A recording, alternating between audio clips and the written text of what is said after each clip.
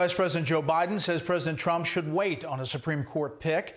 Biden will not, however, say whether he would push to add to the number of justices on the Supreme Court if he becomes president. Here's correspondent Peter Doocy.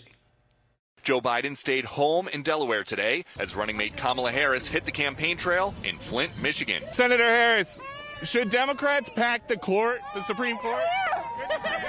That's what some Democratic leaders like Congressman Jerry Nadler and Senator Ed Markey want to do. Add seats to the Supreme Court and fill them with liberals. Biden used to stand firmly against the idea. I would not get into that non-answer says a lot to Senate Majority Leader Mitch McConnell. Former Vice President Biden himself refused to rule out that he might seek to pack the Supreme Court. But that would require a major change to Senate tradition, which Democratic Senator Dianne Feinstein opposes, telling reporters, "I don't believe in doing that. I think the filibuster serves a purpose, and I think it's part of the Senate that differentiates itself." Two new polls reveal two under-the-radar battlegrounds. Georgia's likely voters favor Trump by 0.3% in an Atlanta Journal-Constitution poll, and Iowa's likely voters are split, 47 apiece for Trump and Biden.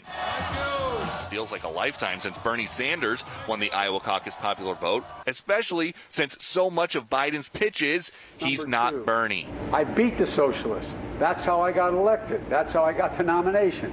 Do I look like a socialist? But do he or Harris want to pack the court? Fox asked the VP nominee a second time today in Michigan. Senator Harris, should Democrats try to pack the court next year?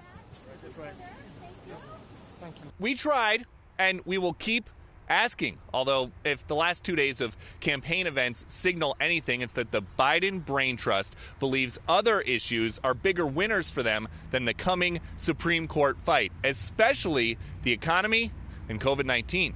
Brett? Valiant effort. Peter, thank you.